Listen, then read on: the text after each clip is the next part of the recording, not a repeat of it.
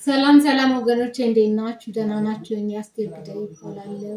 ፒዲፒ በአስቱ የሚባል ቲክቶክ ፕሮግራም አለኝ። በዛም ደግሞ ሰዎችን የማብቃት ስራ እየሰራው ነው። የህይወት ክህሎት አሰልጣኝ ሆኜ ነው የቀረብኩት እና ባለፈው 8 ፕሮግራሞች ተከታታይ ሳምንታዊ አቅርቤ ነበር። በዛ ብዙዎች ተጠቅመዋል ብዬ አስባለሁ። አሁን ደግሞ ወገኖቼ ሰዎች ፈተናቸውን ወደ እድል ይቀይሩት የሚል አመለካከት ይዤን የቀረብኩት ርዕስ ነው ያመጣሁት። ፈተናቸውን ድል ይንሱት፣ ፈተናቸውን ወደ እድል ይቀይሩት፣ ለፈተና ያላቸው አመለካከት ይቀየር በሚል ነው ርዕስ ያመጣሁት እና ወገኖቼ እንደምታውቁት ሰው ልጅ በህይወት እያለ ብዙ ድሎች፣ ጥሩ ነገሮች ባሉበት ፈተናዎችም ያጋጥመዋል እና በፈተናው መጽናት ይኖርበታል። እና እንግዲህ እንደሚታወቀው አመለካከታችን ለሁሉ ነገር ወሳኝ ነው። ፈተና ቀድመን መዘጋጀት አለብን። ሊመጣ ይችላል ብለን ማሰብ አለብን እና ከመምጣቱም በፊት ለፈተና ያለን አመለካከት ጥሩ መሆን አለበት። ፈተናዎች ሲመጡ እኛ ታግለን የምናሸንፋቸው እንጂ እነሱ ታግለው የሚያሸንፉ መሆን የለባቸውም። እኛ እንደ መሰላል የምንጠቀምባቸው ተስፈንጥረን እንደ ስፕሪንግ ወደ ላይ ከፍ የምንልባቸው እንጂ እኛን ሊሰብሩ ፈተናዎች መምጣት የለባቸውም ወገኖቼ። እና ለዚህ ነው አሁን በሰፊው ትምህርት መስጠት የፈለግኩት እና በፈተናችሁ ወቅት አሸናፊ እንድትሆኑ፣ ድል አድራጊዎች እንድትሆኑ የፈለግኩት እና ፈተና እንደሚታወቀው ብዙ አይነት መልኮች አሉት። የፈተና አይነቱ ብዙ ነው። አንዳንድ ሰው በሀዘን ሰው ሞቶበት ትልቅ ችግር ሊገጥመው ይችላል። በማስታመም ፈተና ውስጥ ሊገባ ይችላል። ራሱ ታሞ ጭንቀት ውስጥ ሊገባ ይችላል። ተርቦ ተጨንቆ ተቸግሮም ፈተና ውስጥ ሊገባ ይችላል። እንደገና ደግሞ በሰዎች ተገፍቶ ተገሎ ሰዎች አደጋ አድርሰውበት ወይ ደግሞ ተከድቶ፣ እንግዲህ የፈተና አይነቶች በጣም ብዙ ናቸው። በብዙ መልኩ ሰዎች ሊፈተኑ ይችላሉ። ዋናው ቁም ነገሩ ፈተና በህይወት መኖሩ ግድ መሆኑ እንድታውቁ እና በፈተና ጊዜ በመጣ ጊዜ ደግሞ ተዘጋጅታችሁ ከጠበቃችሁ እንዳመጣጡ በጥሩ ሁኔታ መመለስ ትችላላችሁ፣ ታሸንፋላችሁ፣ ድል ታረጉታላችሁ ብዬ ነው ያሰብኩት እና አንደኛ እንግዲህ የህይወት ማሸነፊያ ቁልፋችን እንደተነጋገርነው ባለፈው የገዛ አእምሯችን፣ የገዛ አስተሳሰባችን ለነገሮች ያለው አመለካከት ነው ሁሉም ተአምር የሚሰራው እና አእምሯችን መጀመሪያ ማበልጸግ አለብን። ባለፈው እንደተነጋገርኳችሁ ችግር የመፍታት ብቃት፣ ፈተና የማለፍ ብቃት የሚኖረው ችግሮችን ሳንፈራ፣ ፈተናዎችን ሳንፈራ ፊት ለፊት ተጋፍጠን ተረጋግተን አስበን መፍትሄውን ለማግኘት ስንሞክር፣ ጠንካራ ሰዎች ስንሆን፣ ታታሪዎች፣ ስራ አክባሪዎች፣ ወዳጆች፣ ጥሩ አመለካከት ባለቤቶች ስንሆን፣ እንደገና ተረጋግተን የተመስጦ ፕሮግራም ኖሮን ደግሞ ችግር ሲመጣ እስቲ ምንድን ይሄ ነገር ብለን አስበን ተረጋግተን አስበን ለዛ ለችግሩ መፍትሄ የመስጠት ብቃት፣ በራስ መተማመን ሲኖረን ነው ወገኖች። እንደዚሁ ደግሞ ሰዎች ብቻቸውን ችግራቸውን አያልፉም፣ መከራቸውን አያልፉም፣ ይታወቃል። የሰው ልጅ እገዛ ያስፈልጋል። የሞተበትም ሰው ከሆነ አጽናኝ ያስፈልገዋል፣ አረጋጊ ያስፈልገዋል። የተቸገረም ሰው ከሆነ ረጂ ያስፈልገዋል። ሁሉ ችግሮች እንግዲህ ሰፖርት ግሩፕ እንደሚባለው በህይወታችን በችግራችን ጊዜ ሊረዱን የሚችሉ ሰዎች ቀድመን ብናዘጋጅ መልካም ነው። ወይ ደግሞ እግዚአብሔር ያዘጋጅልናል። ከምንም በላይ ፈተናዎች እንድናልፍ አቅም የሚሆነን አምላካችን የተመሰገነ ይሁን። ፈጣሪ እግዚአብሔር አምላክ ራሱ የማለፍ ችሎታውን ይሰጠናል፣ ጸጋውን ያድለናል እና መጸለይ፣ ተረጋግቶ ማሰብን ያስፈልጋል።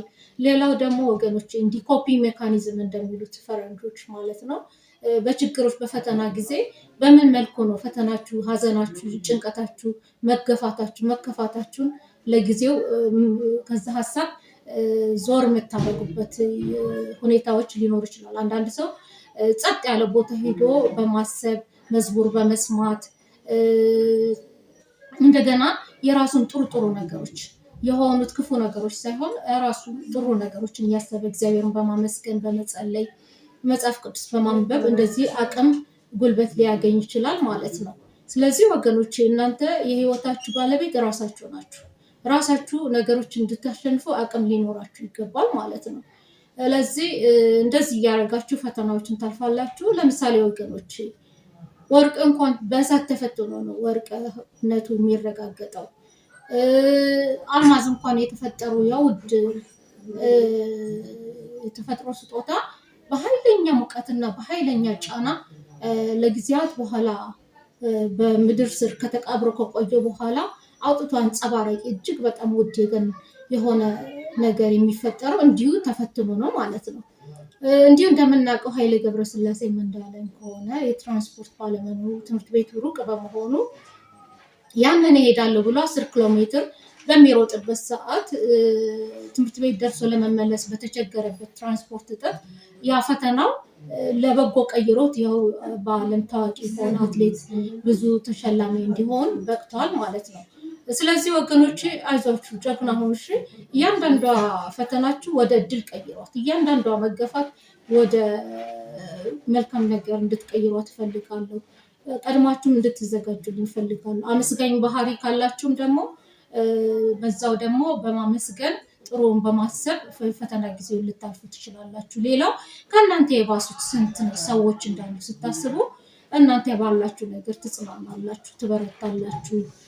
ሌላው ደግሞ ወገኖቼ እኔ ስነ ልቦናችሁ እንዲታረም ስነ ልቦናችሁ እንዲስተካከል ነው የምፈልገው እና በዚህ አጋጣሚ ሰው ጥሩ ስነ ልቦና ካለው ታግሎ ያሸንፋል፣ ሩጦ ይቀድማል ወገኖቼ። እና ለዛ ደግሞ ስነ ልቦናችን እንዲሰራ ቀን በቀን በተመስጦ ፕሮግራም እልህ ይዞን ችግር ቢመጣ እኔ እንደዚህ አድርጌ ያሸንፋል፣ እንዲህ አድርጌ ቀድመዋለሁ፣ በዚህ ቢዘጋብኝ በዚህ ከፍታለሁ የሚል ጥሩ አስተሳሰብ አመለካከት እንዲኖራችሁ ነው የምፈልገው። እና ወገኖቼ ለሁሉ ነገር ብልሃት ነው የሚፈልገው፣ ብልህ እንድትሆኑ ነው የምፈልገው። አስቀድማችሁ ደግሞ እያንዳንዷ ደቂቃ፣ እያንዳንዷ ሰዓት፣ እያንዳንዷ ቀንና ሳምንት፣ ወራትና ዓመታት በጀግንነት አስቀድማችሁ ችግር ከመምጣቱ በፊት ሰርታችሁ የምታስቀምጡት ብር ሊኖር ይገባል። በዛ ሰዓት የምታፈሩት ወዳጅ ጓደኛ ሊኖራችሁ ይገባል፣ ችግራችሁን አብረው የሚያልፍ። እንደገና ደግሞ በነዛ ተጠቅማችሁ ብዙ ስኬት ስታስመዘግቡ ፈተናዎች፣ ችግሮች ቀለል ይላሉ ወገኖች። እንደዚሁ ስናይ ቶማስ ኤዲሰን የጨለማ ችግር ፈተና መሆኑን አይቶ ችግሩን ለማለፍ ደጋግሞ መብራት ለመስራት በሞከረበት 10,000 ሙከራዎች በኋላ ነው መብራትን ማብራት የቻለው እና ማለት ነው። እናንተም ለችግራችሁ ማሸነፍ በምትሞክሩበት ጊዜ መንገዱ ረዥም ሊሆን ይችላል፣ አስቸጋሪ ሊሆን ይችላል። በዛ በአስቸጋሪ በረዥም መንገድ ውስጥ በብዙ ፈተና ውስጥ ስታልፉ ግን ወገኖች የራሳችሁን የመማሪያ ጊዜ ነው የሚሆናችሁ።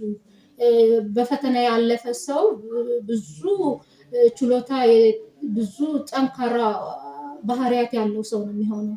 የመማሪያ ጊዜ ነው የሚሆናችሁ እና ፈተናዎችን አትጥሏቸው ነው ምላችሁ ወገኖች። በፈተና ጊዜ እንድታሸንፉ የአምላካችሁ እርዳታ ጠይቁ፣ የበጎ ሰዎች እርዳታ ተጠቀሙ። እንደገና ራሳችሁ አቅማችሁን አሰባስባችሁ ፈተናዎችን ድል አድርጉ። ፈተናዎችን ወደ እድል ቀይሯቸው ወገኖች፣ ወደ መልካም ነገር ቀይሯቸው። ስለዚህ ከአምላክ ጋር ሆናችሁ አሸንፉ፣ ድል አድርጉ ልላችሁ ፈልጌ ነው።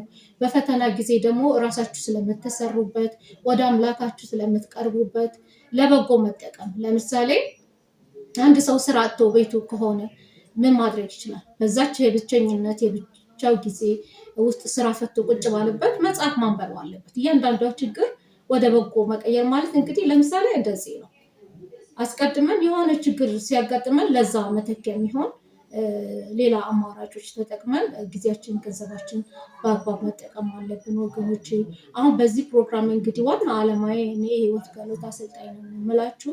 ሰዎች አስቀድሞ ስነ ልቦናቸው የተረጋጋ የአሸናፊ ባህሪ ያላቸው፣ ስለ አስተሳሰባቸው፣ አመለካከታቸው፣ ለነገሮች ያላቸው ነገር አስተካክለው ድል እንዲነሱ ነው፣ ችግሮችን እንዲያልፉ፣ ስኬታማ እንዲሆኑ፣ ደስተኞች እንዲሆኑ፣ ብቃት እንዲኖራቸው፣ በነገሮች ሁሉ አሸናፊዎች እንዲሆኑ ነው እና ወገኖች አሸናፊ ሁኑ። በፈተናችሁ ጊዜ የምታሸንፉ፣ ፈተና ወደ እድል የምትቀይሩ ድል አድራጊዎች እንድትሆኑ እመኝላችኋለሁ። አመሰግናለሁ። እንግዲህ ቻናሉን ላይክ፣ ሼር፣ ሰብስክራይብ አድርጉ። ኮሜንትም ካላችሁ በኮሜንት ቦክስ ጻፉልኝ። አመሰግናችኋለሁ። እግዚአብሔር ያክብርልኝ።